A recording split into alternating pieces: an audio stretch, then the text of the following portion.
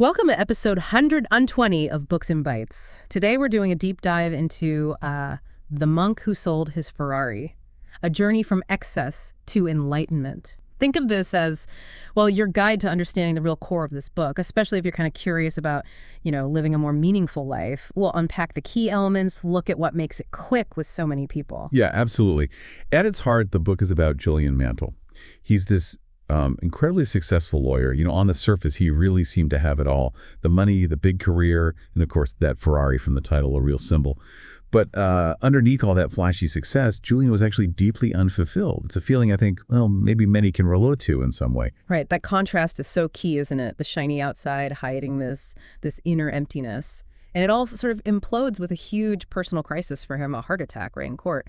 It's this stark reminder of, mortality. For Julian, it wasn't just a health thing. It was like a massive wake-up call. Made him face how empty that chase for external stuff had actually left him. Have you ever found yourself wondering if all the effort is, really fulfilling? That kind of crisis point, it's often the thing that sparks real deep change. And Julian's reaction was pretty dramatic. He sold the Ferrari, got rid of his mansion, all his possessions. It's obviously symbolic. But it really represents him consciously rejecting that need for outside approval he'd been living by. And that's really the start of his true journey, an inner one, a search for wisdom, for inner balance. And this inner journey, it takes him physically across the globe, all the way to India, this pilgrimage east, to a place so steeped in ancient traditions and spiritual ideas. It's very evocative. You would almost picture the rugged mountains, the quiet ashrams he finds. It really sets the scene for a total shift in how he sees the world. Definitely. And the journey itself, the people he meets, the things he experiences, it's all shown as this gradual process of understanding. Each little encounter, each quiet moment, it sort of prepares him for the really pivotal part of his transformation, which is meeting the sages of Savannah way up high in the Himalayas. These sages, they embody this ancient wisdom, living this life focused on inner peace. Such a stark contrast to Julian's old world, right? The modern, fast-paced material world. Exactly. And it's from these sages, the sages of Savannah, that Julian gets the core teachings of the book. The big idea being that the real treasures, the things that genuinely matter, they aren't the things we own, they're the qualities we cultivate inside ourselves. That's a pretty powerful shift, isn't it? Especially today, when success is so often measured by, stuff. What part of that idea hits home for you?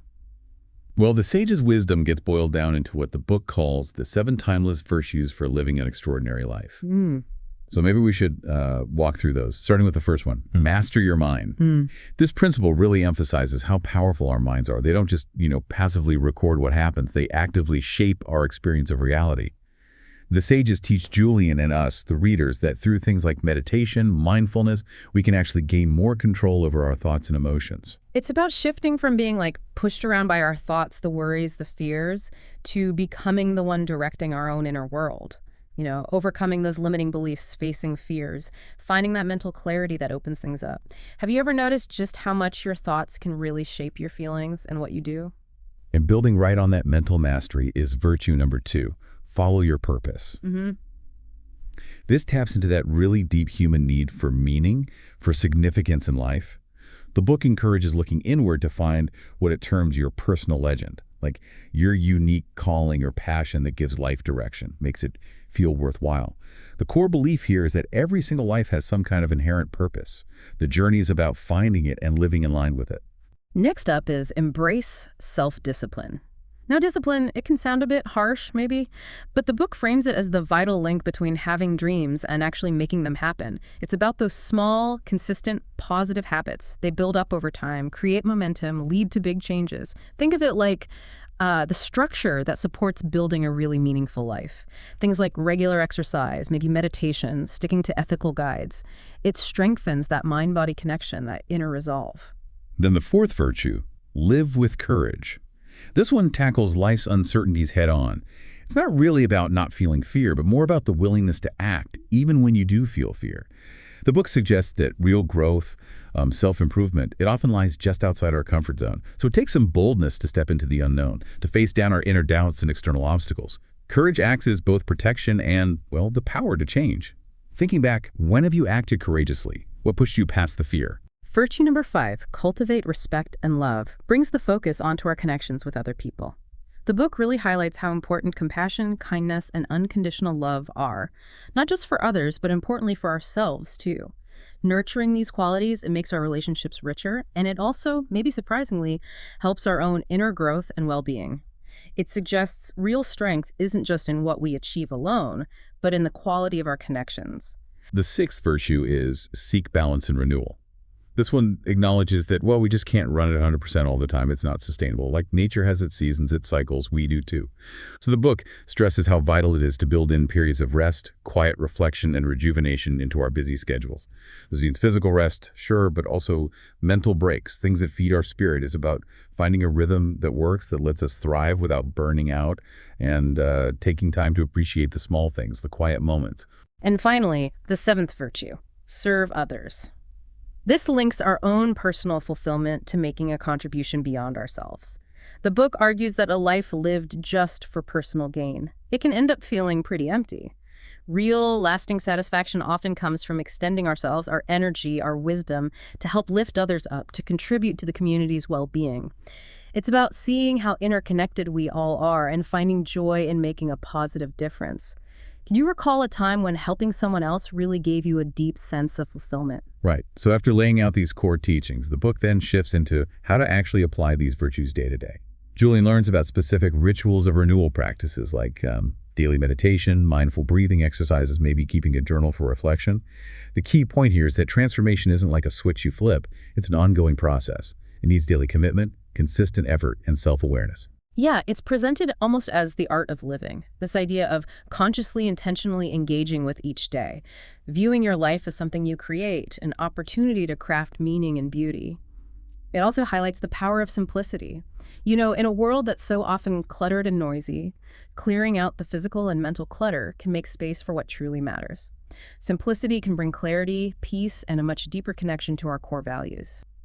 And as Julian truly integrates these lessons, the change in him is described as, well, profound, visibly profound. His whole identity shifts. It's no longer defined by his job title or his possessions.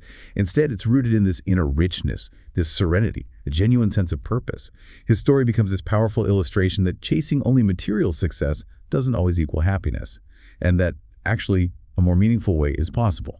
And maybe the most crucial message is that this kind of awakening, this journey to a more fulfilling life, it's not just for fictional monks in faraway mountains. It's accessible to anyone, including you listening right now, who's willing to look inward, to embrace change, and to actively cultivate these kinds of timeless virtues. Julian's journey, in that way, feels quite universal. It speaks to that deep down human desire for a life that feels significant. It's really an invitation for all of us to maybe reassess our own paths, perhaps step outside our comfortable routines. So wrapping up this deep dive into The Monk Who Sold His Ferrari, we've really touched on Julian Mantle's incredible transformation, the deep wisdom shared by the sages of Savannah, and those 7 core principles, kind of a roadmap for a more meaningful life. And the central theme, the main takeaway is really this. True, lasting happiness isn't something you find out there, it's something cultivated in here. Through mastering your mind, finding and following your purpose, building discipline, acting with courage, nurturing love and respect, seeking balance, and finally, serving others. It's that inner work that paves the way to a truly extraordinary life. We really hope this discussion encourages you to reflect on these ideas, see how they might connect with your own life, your own goals and aspirations. And maybe leave you with this thought. The potential for the kind of transformation we've talked about today, it really does reside within you. That journey towards a more awake, more purposeful life. It starts with just a single moment of awareness, a single decision. What might your first step be? Grab a copy of the book from the link in the description and subscribe to Books and Bytes.